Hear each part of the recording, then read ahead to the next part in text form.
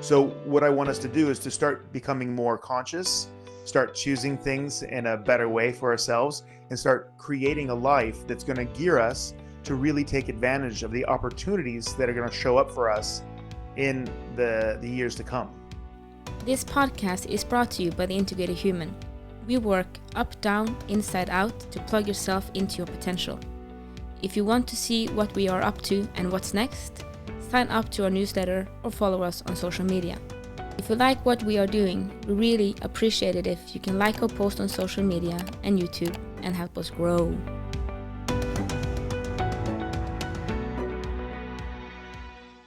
All right. Welcome to the Big and Small Podcast. I'm Jason Shields and I'm big.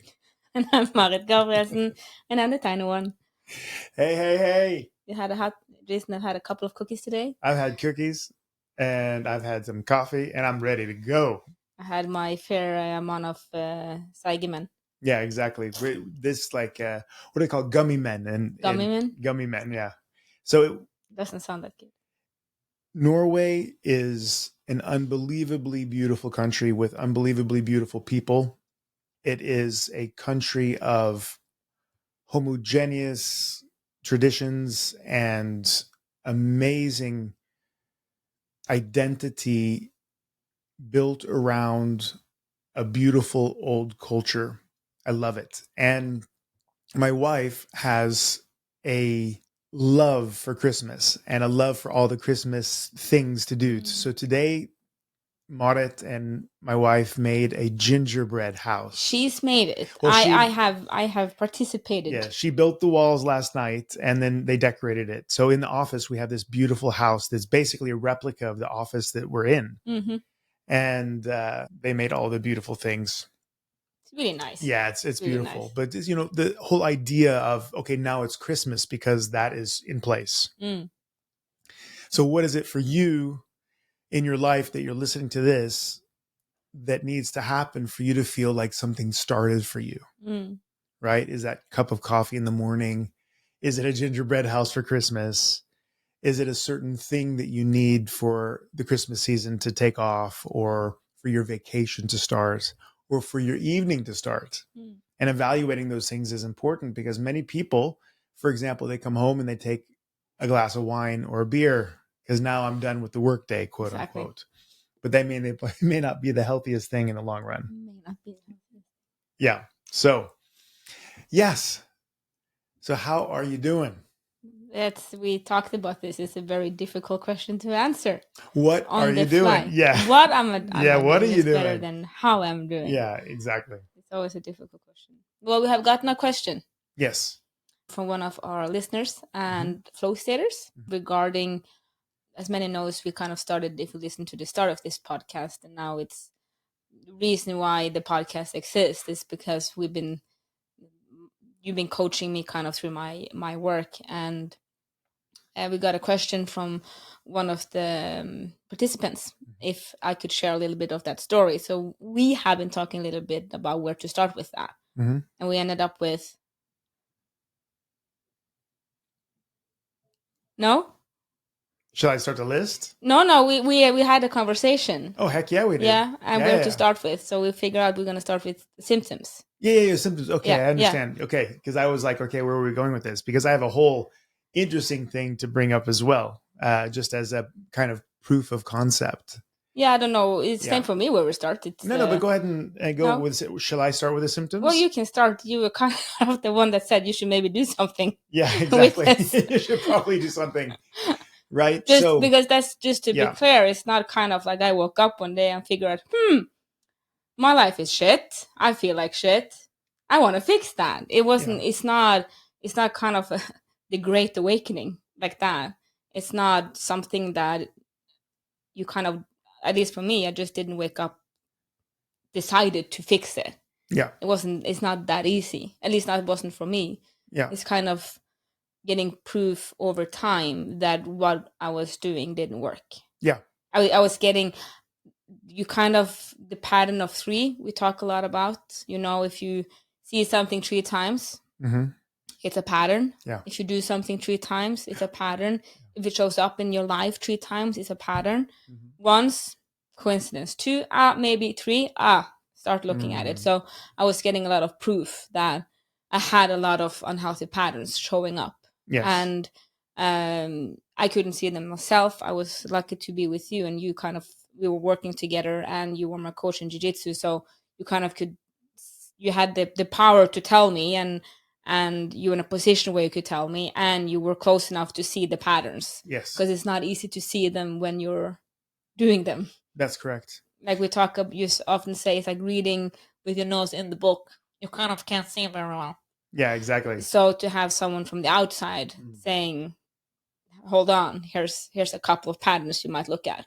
So that's kind of where it all started, that we saw patterns. Yeah. And the patterns became so obvious. Yes. That I couldn't cheat myself out of them. Yes. I couldn't justify them in a way because they happened. Yeah. Other reasons for it happening. Yeah. Were present. I couldn't justify myself out of it. Yeah, exactly.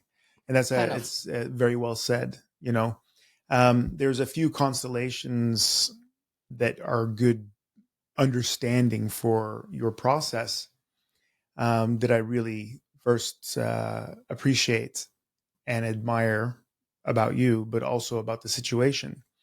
And the first one was jujitsu, the sport, is amazing because in a way it's kind of like a reflection of your life, because you are who you are everywhere you are, because wherever you are, there you are. So in jiu-jitsu, you get put in high energy, and for most people in the beginning, high stress situations where people are literally trying to choke you and make you quit and grind you and, you know, put your arms in positions where they could be broken, and your feet and knees and all that stuff. So you have to relate and respond to those situations. So you see certain patterns show up and you get dominated, or you dominate somebody else and you do what you do. So a thing happens, whatever that thing is, it's an event. But what did you do with it?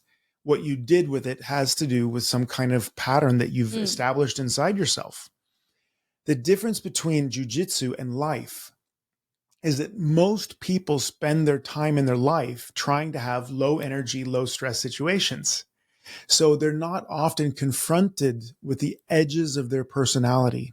They're not confronted regularly with the fucked up mechanics of their psyche. Right. So you may not. We all have. Like we absolutely. Actually, I was in on a drawing course in France, and there were 3 psychologists there, and they were talking to me about the integrated human. And somebody said, "Oh, you think I have shit?" You know? And then all three of the psychologists just all piped up at the same time. We all have shit. Yeah. And that was the point. It's like, it's not like you're the one person on the planet that doesn't have some weird paradox in your personality. Everybody does, but people don't know it, right? So the interesting thing is that jiu-jitsu puts you in the fire so that you are confronted very consistently and regularly with those patterns. And also, if you're so lucky that you have a coach like myself who devotes their time to actually improving you, I will put you in these positions so that you get repetitions there very quickly, so that you get to see it and see it and see it and see it and see it. So if you didn't do jiu-jitsu, that would be the same as you having stage fright and getting placed on a stage and placed on a stage and placed on a stage and placed on a stage. And you're not asked, do you want to go on the stage? No. You just placed there. You're on the stage. You're on the stage. Placed there. Yeah. Placed there. Placed there. Exactly. And the thing that you do there, you, number one, have Screaming to look at. Away. Yeah, exactly. I don't want to be on stage. You have to look at it. Yeah. And once you look at it, then you have to ask yourself first, what is it and why you're doing it? And then you can ask yourself, okay, I can rationalize this thing away. I know there's a paradox. I'm doing this strange thing in this situation that's not necessary, that other people aren't doing. Do I want to change it? Or do I want to just keep doing that strange thing and try to avoid the situation, try to avoid the stage? Or do I want to become comfortable with being on the stage because it's a good thing for my life? Yeah, but this was not something I could see myself. No, and well, that's very important, because again, it's not, I'm not a superhuman that when Jason put me in these situations that I go, oh yeah, this is what I'm doing. I was fighting them like a cat, like anyone else would, because I wasn't conscious about it. I couldn't have perspective on it. Yeah. So it's just not to just confront it. Yeah. Because I wasn't ready to look at it.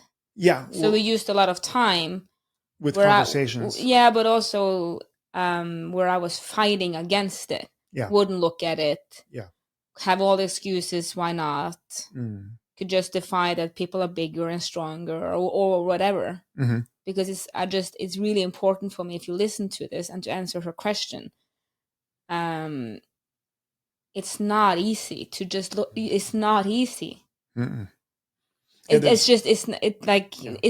very hard to find the right words for it, but it became easier when I dared to turn to look at it. Yeah. And ask these questions. Yeah. But before that, I had all my rationales, all my justifications from not having a good day. People are stronger than me. People are assholes. I'm doing the best I can. Cycle, like whatever. Yeah.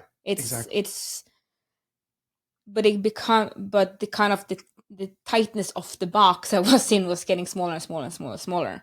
And since I did avoid it, I didn't get the progression I wanted. So you put in a shit ton of hours. Yes. But the result's not there. Exactly. And that was one of the triggers for actually starting to look at it. Exactly. That the hour put in, the results wanted is not the results I was getting. Yeah. And the experience I was having. Exactly. And that happened for a period until you just realized, fuck this.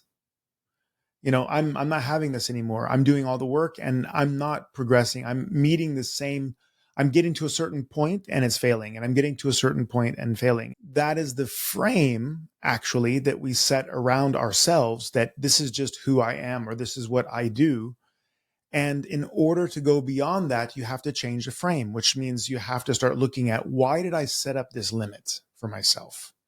What is it that's creating this reaction in me or in my environment that limits my progression in my jujitsu, in my job, in my relationships, in my health, for example? And it was quite the amazing process and amazing bravery that you had. Somebody asked me if I have heroes, and I do have very many heroes. And you met one of them, but you're also one of them. You're one of my heroes, because you show up and you continue to work regardless, because you know that this is going to give you the thing that you want. And people are like, yeah, but if she knows that's what she's going to get what she wants, then wouldn't she work? Most of us don't do difficult things, even though it would give us the result we'd like. Everybody wants a six-pack, but who's doing the 600 sit-ups a day? No, but even if you know what you want, it's not easy, because you can't see what you can't see. Exactly. And you're not sure it's going to give you the result unless a person's been there before you. And that's why having a coach or having somebody or some people to grow with is important. And yes, but kind of coming back to questions so for me also, what we had seen as a lot of the repeating patterns, and I will not use jiu-jitsu right now because not everyone can relate to that. It was kind of just an easy way to find repetitive patterns, but I had burnout many times by this. Then my solution to burnout were going 100% in, getting sick leave, feeling that nothing changed, change jobs, having the feeling of a new job and excitement around that for about 9 months, getting a new burnout, going on sick leave, still not changing, going on a new job, excited for 9 months, then burned out again and sick leave. So that was kind of my pattern. Yeah. Because the underlying reason for the burnout were never fixed. Exactly. Because rest doesn't fix the mechanics. Exactly. Rest, and it was interesting also to do a digression on this, but I was reading the other day that we are so tired now that rest doesn't fix it. Yeah, exactly.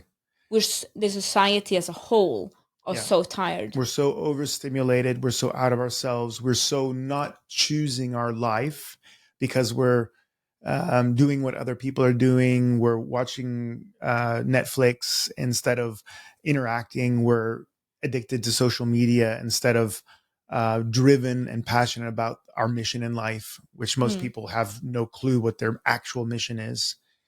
So because we're not choosing, we're constantly doing things that really we don't want to do. And then and within this burnout, I had a lot of migraines and inflammations in the body, and so it was never a fake burnout. Like, do I have permission to talk about these things? Just say, because I'm your chiropractor, I have to ask for permission. Yeah. Yes. Okay.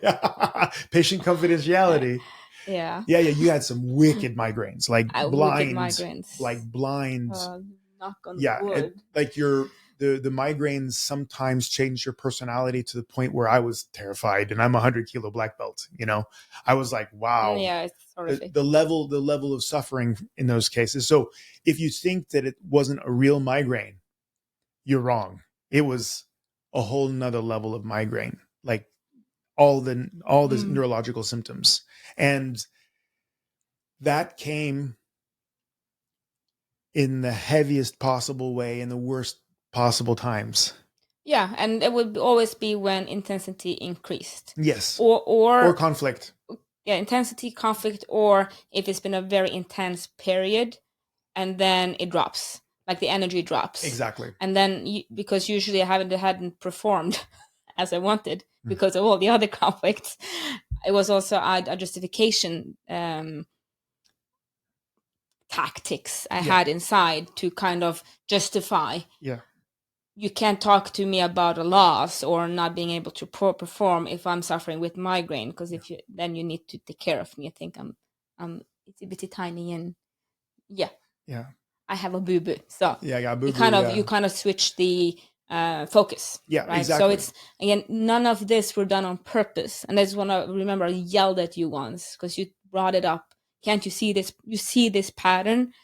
And I remember I was yelling at you because I'm like, you fucking think that I'm giving myself migraines on freaking purpose? Yeah, exactly. And I said a lot worse than that. I was so angry. Exactly. But it wasn't, it was a mechanic. It's not done on purpose at all. And that's really important if you're having burnout. Yeah. If you're having inflammations in your body, you're not doing it on purpose. Yeah. You wouldn't do it on purpose, but the underlying mechanics of the issue is not there. And one of the big ones for me is, we do say a lot that in this podcast and in the Integrated Human, and you can read it many places. I've seen it in the chiropractic, and emotions are energy in motions. Yes. Problem was that my emotions was not acknowledged. Yes. From my side, very much acknowledged from everyone else's side. I didn't acknowledge them. I didn't understand them. I've been told that straight out that I needed to be less emotional. If not, I would lose my job in the army. So I kind of had packed that thing far down. Yeah. And if you know me and you know my father especially, you know we are extremely emotional. Yes. It's kind of to ask what's it called, a reactor? Yeah, like a nuclear reactor to not be a match. Yeah, exactly. Like it's kind of okay. Yeah. So I was heavily ignored and not acknowledged and was not moved and directed. Exactly. So then when you don't move and direct emotions, they have to stack somewhere. It's like tsunami waves hitting the edge of a box that never moves. It's just like, it has to accumulate somewhere. So it accumulated out in the body, because where else can it go? Exactly. And that's what happens, guys. When you have emotional states that are not flushed out, expressed, or used, if the energy is not directed, it basically plants itself in your muscles in your body. Yeah, it's because you were having lots of migraines, but you were also having lots of back issues. I couldn't walk. Yeah, like it was like insane. crippled. It was insane. Yeah, and that would always happen either right before or right after competitions, right? When it didn't go your way. And it was like you were saying, there was a pattern of not being okay, not winning. And I remember there was one of our other people who came in who was at that time a world record holder in bench press. And she said, "You're amazing. I am so impressed with the work that you've been doing. The competition was amazing and you got a bronze medal, but you didn't get the gold that time, right? And you didn't hear the words. Though a world record holder stopped you and was appreciating you for the work that you were doing and was so impressed. And you didn't hear it at all. It was you. Then you just started talking about how bad your back was. Exactly. You can't hear it. But that's exactly. And that's the thing. Such an interesting mechanism, because that was like, this has to be fixed, because regardless of any result, when you're not able to receive love and appreciation from another person who actually understands the work that you're putting in, because I mean, people don't get the amount of work it takes to be a champion. It's a shit ton. And in general, you only get any kind of recognition when you get a gold medal or you get a world title or your world record holder or whatever. But people who've done that thing understand you. And I was in the process of seeing you shake this off you and grow past it. I was so impressed with the kind of work that you did and the kind of bravery it was just to say, you know what, fuck, I'm doing that. I'm actually doing that, and I have to fix this shit because I'm not living with that anymore. No, and that was kind of the turning point, was that conversation, because then Jason is usually a very soft coach, actually. But then he actually sat me down and kind of listen. And then that kind of when the evidence kind of started to stack in a way that, let's have a look here. Yeah. And then I found the one with the work and stuff later on, because it was the same pattern, but I hadn't looked at those yet. So that was kind of when I said I've had enough. Yeah. And it's kind of like you have to, what is it that it's a saying about the big bison? Is it that? What's the big cow in the States? Buffalo. Yeah, or it is a bison. Yeah, it is a bison. The buffalo. Yeah, like not wrong. I don't know if it's true, but it's a Facebook saying or internet saying that you kind of be like the buffalo and turn towards the storm, because it actually will end quicker. Yeah, exactly. Not by much, but it will end quicker than it will stand with his back towards it. Yeah. And so that was kind of my turning point. And I believe if you're going to do this type of work, that's the bravery needed, but you have to have a reason that's big enough. Yes. Because the excuse, you have to see it so clear that this mechanic is not something I want anymore. Exactly. And I can't have, like, for me, it was, I'm working in a chiropractic office. Yes. So to have a limp around is not good commercial. That's not what you wanted to change. But it's in the it's one of the reasons, because I love you, I love you, I love Steve, I love the clinic, because the clinic has helped me since I was 14. Yeah. So for me, it was a big deal, because without chiropractic and without this clinic, I wouldn't have gone to the army. Yeah. But I'm quite grateful that I did. Although it sounds horrific, but I'm very grateful for it right now. But I would have, without this clinic, so much in my life wouldn't have happened. So for me, that was a big deal. That was because you have to power stack your reason. Yeah, that's you can't true. just have one reason. You need to power stack the reason. Well said. So one of the reasons for me was the clinic. Yeah. I can't work like this. Yeah. In the clinic. Yes. When I care and love the clinic, like it supported me. It was my husband had then started to work study as a chiropractor. Wanted him in here. Yeah. So I can't. That's bad commercial. I don't want to be bad commercial for these people that I love and care about, and so that's not okay. It freaking hurts. Yeah, it hurts. It hurts. Yeah. This is not working for me anymore. Yeah. I want different results. I actually want like to be able to take a loss and take a win. Yeah.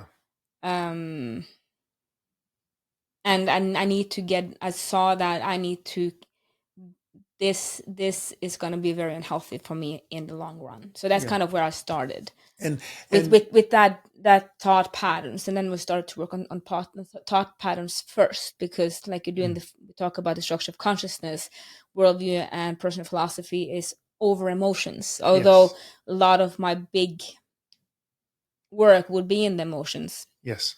You have to set the frames first. So, and we did a lot of moksha meditation, so I could have some sense of grounding, which was very necessary when I started working on the emotions. Exactly. I would not recommend to not have some kind of meditation practice before one dive down there. Very smart. Exactly. That's a very, very wise thing. Because having clarity when you're moving into the emotions and actually even into the body is very important, because you have to be able to reflect over what's happening, what it is and why. And you can only understand what and why if you can see it. But when you're in the middle of it, like you were saying before, it's like trying to read a book when you're with your nose in the binder. You can't read the words that are on the page. So you have to have some kind of distance from it. And that meditation practice gives that. It's really interesting. And I see this in myself. I see this in others. Sorry. I have gingerbread in my nose. I see this in myself and I see this in others. We try to sidestep past it. You know, in jujitsu we have something that's called a long step. So we try to long step past it. Yeah. The only way to do this is to go through it, but we try to long step it. So you will try to read about it. You will try to see YouTube videos about it. You will try to intellectualize everything instead of integrating it and doing it. Yes. We try to know it in our head, but not embody it and live it. Exactly. And that's one of the, if I'm not going to say mistakes, but one of the, I use that at least, and that's why I assume others, and I see it in others, but that we know slightly the problem, but instead of actually turning, we try to kind of lure past it. But intellectual knowledge and integrating something in your worldview and personal philosophy and stuff is not the same. Totally. And today in the culture, we have so much information coming that we get addicted to recognizing, oh, I recognize the problem. Yeah, but do you know? Do you understand? Can you really?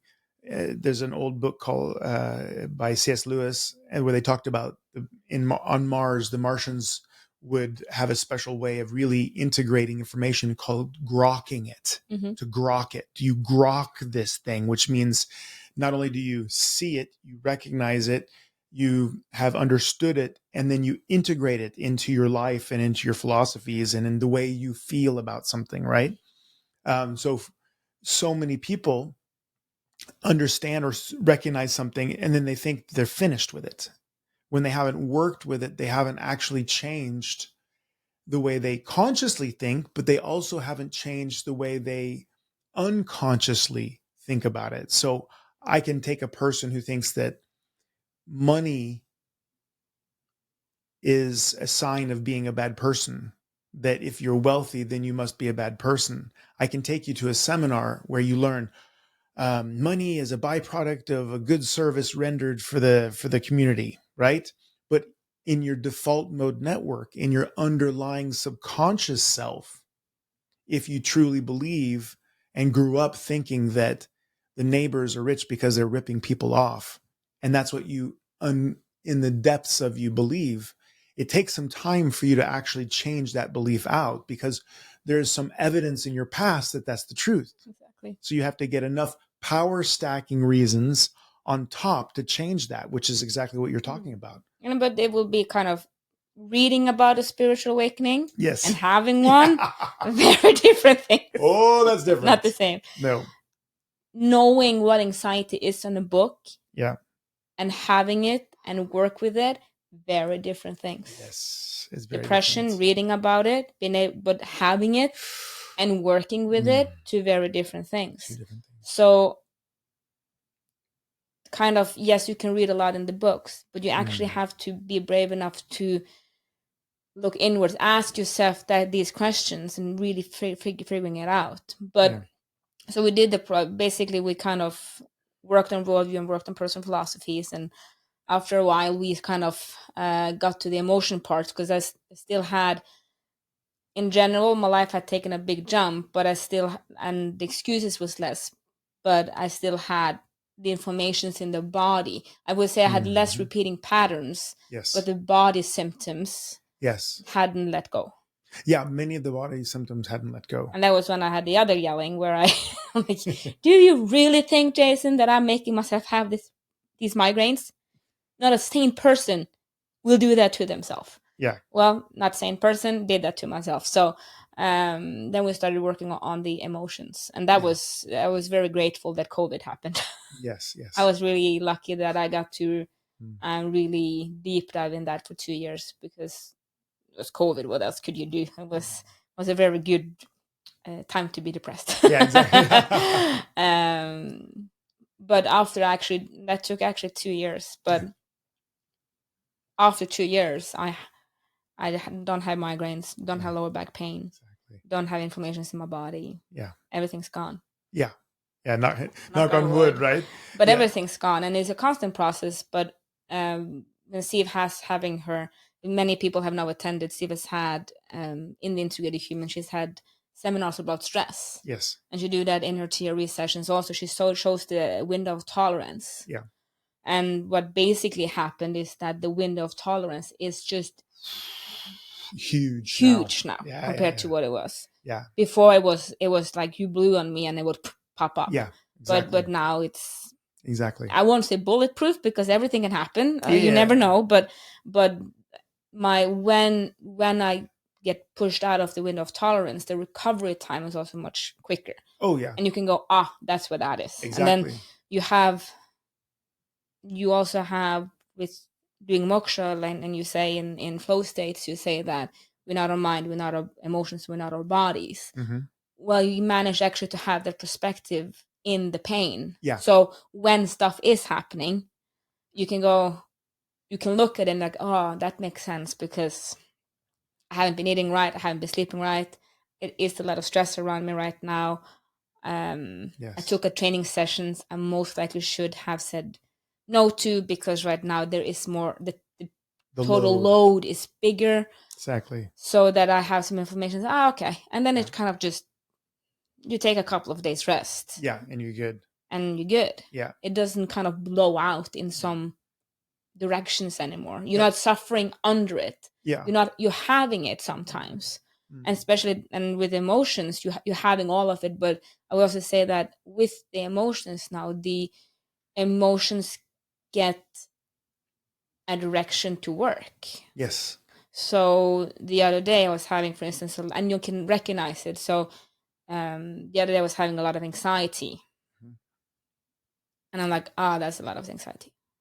Like, I'm not very interested in having panic. Exactly. Because I know that enough anxiety for me leads to panic. So I'm like, I really don't have it.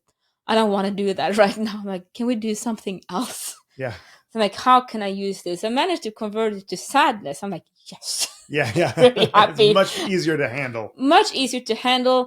With sadness, I can watch TV with and just kind of sit in that, and it's a good, much better meditative state than panic. So it takes less energy. Yeah. And then I could reflect, and I'm like, and then I looked at why I'm having so much anxiety, and I was managing actually to, because you said, can you have two emotions at the same time? I was happy for the reason I have the reason I have had anxiety was a much better reason than previous anxiety. Yes. I told my husband, this is a very legit and good reason to have anxiety. It's quite good. Yeah. It's not bad. Like, I'm still having it, so it's not feeling good on the inside. But this is it's a good reason, and not like, but it's a valid, it's a honorable reason to have anxiety, because this is something that actually matters. Yeah. Before it was trivial stuff. Yeah, exactly. Like having a cluttered room. Yeah, exactly. Or just overload, like a cluttered room, and not having answered my emails. Yeah. Kind of. Now it's like world stuff. Like it's big and good, and things that I'm very passionate about, that I really want to succeed and be good. Yes. So I was very happy, but that's kind of the power you get with this work. Yeah. But it does require the bravery to look at it. It does require the power stack, I would say. You need to have enough reasons. Yes. Kind of like motivation is not enough. Yeah. It's not a good enough reason to train. Mm-hmm. This is a lifestyle I've chosen. Yes, that's right. Like I train. Yeah. I do practical work. Self-work. Self-work. Yeah, you do self-work. Yeah, exactly. That's a part of who I am. It's who you are. Not, it's part of my world in personal philosophy. Yes. Who I want to identify as. Yes. So the reason, but in the beginning it wasn't. Yeah. Because you have to make it a habit. And then to power stack the reasons, like you would power stack the reasons to start training. You have gotten diabetes. Yeah. You can't play with your grandchildren. Your pants doesn't fit anymore. You can't fit in the seat in the flight. You lose your insurance. You lose your insurance. Yeah. Your daughter said that she loves you, and she's afraid you won't turn 80. I don't know. But this is a good. Won't be there for her won't wedding. Be here for her wedding. This is a nice power stack. Yeah, exactly. Look good is a very bad power stack. Yeah, it can be included. It can be included. But just look good. Yeah. Because when that cookie comes, you're going to take it. Exactly. Same with this work. Exactly. You have to power stack. Yeah. The reason why the excuse is not big enough anymore. Yes. Because when it's easy to say I'm done with this when it's light. Yes. But you have to be able to say I'm done with it when it's get hard. Exactly. When that restriction pops up. Exactly. When that frame that you talk about a lot in flow states and in your teachings, you talk about framing. Yeah. When you hit the frame, you have to want to go through it. Yeah. There has to be a reason for you to move it because you put it there for a reason to start with. And interesting, there's a quote from Mike Tyson. And of course, I don't want to make fun of him and try to talk like he talks because he's got a cute, squeaky voice, even though he's like one of the most dangerous men ever. And he lifts on top of it. But he says, everybody has a plan until they get hit in the face. And all of these things are wonderful to talk about and academic, but you have to commit yourself to a process enough to actually use it when it counts. When it hurts, when you're in the middle of a panic attack, you have to be able to look at it. Like you're saying, I'm having anxiety. And guess what? I have a great reason for it. Before I had shitty reasons. Now I have a great reason. And I'm happy for it. And you're happy. At least, and then at least you convert it reason. to sadness. And then you're happy about being able to convert it to sadness because it's easier to, but then you realize a couple of things. First, you realize that whatever the reason, you're having anxiety, and that's different than the reasons. You're justifying with the reasons, but the point is that you're having anxiety, and number one, you are not anxiety. You are having it, which means you can do something with it. Exactly. And then you can convert that energy, which means you now have power over your what? Emotions. Your emotions. You have power over your own emotions, which most people don't. They don't want to take any responsibility for their emotions. They want to be able to do whatever they want with their emotions, meaning take it out on everybody else, take it out on themselves, justify having another cookie, which I did up there. I was so happy. I'm so happy I'm having a cookie. And I look, Jason putting his cookie in the cup. I'm like, are you having another cookie? I'm like, oh, shit. Oh, shit. Yeah, exactly. I'm justifying. I'm happy. I'm having myself a cookie.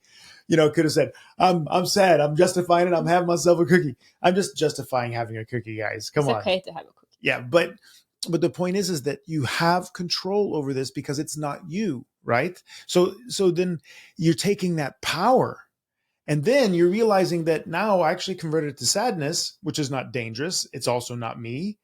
And I'm happy. Because it's much better to watch Downton Abbey with sadness than panic. That's what I'm talking about. Because when you're panicked, it's very difficult to sit down and watch Downton Abbey, But that's the thing. So I hope it answered her question.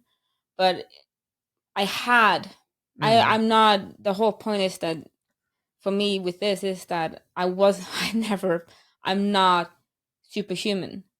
I didn't wake up wanting to become an awakened person. That has happened over time. Now, self-work is something I do every day. Yes. Like I All have the my time. coffee.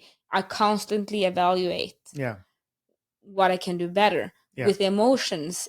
Sometimes I still get kind of, because sometimes a situation comes up and you kind of get just knocked out from it because you didn't expect it. Someone comes in storming in the clinic, for instance, or a training, and you're sitting in the store watching your grocery list. Or in the grocery store, and then someone just taps you on the shoulder and said something really rude. I'm not ready for it. Kind of, I wasn't prepared, and then you're vulnerable, and then it hits. But again, then the recovery is quicker. Exactly. It's easier to do on your couch when you kind of have time to reflect on it. But it takes time, unfortunately. Yeah. But it takes repetitions. Yes. For me, it's taken years, and I'm still working. It's a practice. It's a practice. It's kind of a lifestyle. You kind of, the same time, you choose to eat your proteins, you choose to eat your vegetables, you choose to have 2 cups of coffee and not 15 cups of coffee. Or you have tea, or you have water. That's a choice I'm making for my diet. Yes. I have to make choices for my inside, my mental, emotional, spiritual state. Exactly. So I meditate, I evaluate, I journal, and then you have to find a constellation there that works for you in your everyday. Exactly. If you're going to start working out, you can't start working out 7 times a week. Exactly. It just doesn't work. Doesn't work. Same with this. To start, I've tried. Listen to the podcast a couple of years ago. I think I went 3 years ago, actually. Dark. No, but I tried the whole meditated for 1 hour. I was super stoked. Yeah. Didn't last very long because it wasn't sustainable. Yeah, true. So this inner work you have to look at as how I looked at it is that for me, I train. Yes. I train. That's just who I am. Yes. You've decided. I decided that's who I am. I am deciding that. Yes. Yes. In my personal philosophy, I train. Yes. That's just who I am. Yes. And I want to have it there. Yeah. Same with this. I had to decide that this kind of work, the spiritual work, the meditation, the inner reflection has to be as natural for me as going to training. Yes. So then I had to set it up like training. Yes. So I would, since I'm a personal trainer, I have now dosed it. Yeah. Like I would dose start in PT. Yeah. For clients. Exactly. So we dose it, and then I'm trying to figure words that triggers the right response. And right now we are reading a book, the 2 of us, and that's one thing that I'm now working on, is that you will be a slave to habits. Yes. So be a slave to good habits. Yeah, exactly. Aristotle said in the beginning, you make your habits, but in the end, your habits make you. Yes. Exactly. So you're going to be a slave to habits. Yes. To make them good. Exactly. And I'm going to be a slave to good habits. So that's kind of, that is the one that the 2 last weeks have kind of been ringing with me. That kind of, I know, because I'm working my capacity within the self-work. Yeah. Then I'm trying to have good habits every day. Yes. So like yesterday, I wanted to watch more Downton Abbey, but I'm like, have you done that thing you should do? No. Then you do that first. That's amazing. So it's kind of to build it, and it takes time. It takes practice. Very hard to do this alone. So and that is why we are trying to build we are building a community around it. Yeah. We're trying to have more online presence. And if you're out there and you want to have community and you want to have help in this, tell us what you need. Yeah. Very hard. I'm a lot of things. You are a lot of things. Mind readers, not that much. Not much. So if one would have that, would like to have more online session for us, for instance, send us a message. Yeah, exactly. Because you have to have, you said spaced repetitions. Yes. And to have spaced repetitions with a group, to have spaced repetitions with others. Yeah. Is very, very useful because there is a lot of ups and downs, and you will get to points where you think, I got it. And then I experienced, how the mighty has fallen. Yeah. And then you go, I don't have anything. Then I got it. I don't have anything. So it's a lot of ups and downs. Yeah. But it's 100% worth it. Yeah. Oh, absolutely. Because this my life would look very shitty. Well, I have a very good life. Yes. And my life is growing and is expanding tremendously. Yeah, it's amazing. Watching it stellar. It's to the point where people can't believe it, and that's But for me, it's very natural. I'm like, yeah, but I've done all the work. You did the work, right? So it is worth it, but it's not an easy ride, and that's why again that power stacking. Because you're gonna relapse. It wasn't kind of like a one day had migraines and the next day I didn't. I had them quite often and with small adjustments, and then they become longer and longer apart. And then I noticed I could handle this situation better all of a sudden. And then that situation all of a sudden. And then over a time, I had a period where I had them every half year. Yeah. And now I get them if I have a couple of outside triggers, like if I get hit in the head, yes, with a cup, then or somebody hits you sideways, with a foot. Yeah, this has happened both in training and a kitchen. I haven't been hit in the head with a cup like that, but I've been hit with the head with a cup because I was standing up from taking out the dishwasher, and my husband was coming down with a cup. Yes.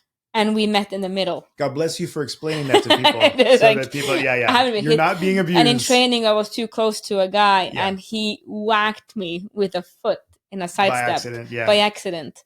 So I know, but there's also outside triggers. Yes. Like that's trauma. And we know if we adjust you, then it's fine. But if we don't adjust you, then it's issue. But I don't get them from stress-related life symptoms. No, exactly. There's not a symptom of that. Now it's kind of you had an accident. Exactly. You got hit in the chest and you broke a rib type of thing. Yeah, exactly. That would be a natural reaction in the body, but it's not underused emotion don't have ways to go. Exactly. And a lot of people ask me, yeah, but I'm okay, Jason. Why would I ever want to work? And I said, well, do you think you could have it better? Well, of course I could have it better. Exactly. And if you were going to choose something to try to make your life better, what would you choose? And some people are like, oh, I'd have a bigger car, or I'd have more money, or I'd have to. Yeah, but why do you think that you're getting the result that you have right now? Do you think it's because you have less fingers than everybody else? What do you mean? Do you think it's because you have less hours a day than everybody else? No. It's because you have less days a week than everybody else? No. It's because you're making choices in a way that gives you the results over time that you're getting. Yeah. So if you were going to improve something in your life, if you were going to upgrade one thing in your life, would you choose something that's there all the time? Or would you choose something that you use once a week? Of course, you would upgrade the thing that's there all the time, right? And what's there all the time? You. So continuing to do self-work is the best way for you to upgrade your life in every possible way. Because wherever you are, there you are. There you are. So remember, you matter. Unless you multiply yourself by the speed of light squared, then you're energy. But if you can't be energy, matter. Thank you for listening to our podcast. We hope you felt we added something to your day and hopefully your life. If you want to learn more, subscribe to our newsletter and find us at integrated-human.com. That is integrated-human.com. Integrated Human on YouTube and other social media platforms. Have a great day and thank you again for listening. Love, light, and upgrade from us at the Integrated Human team.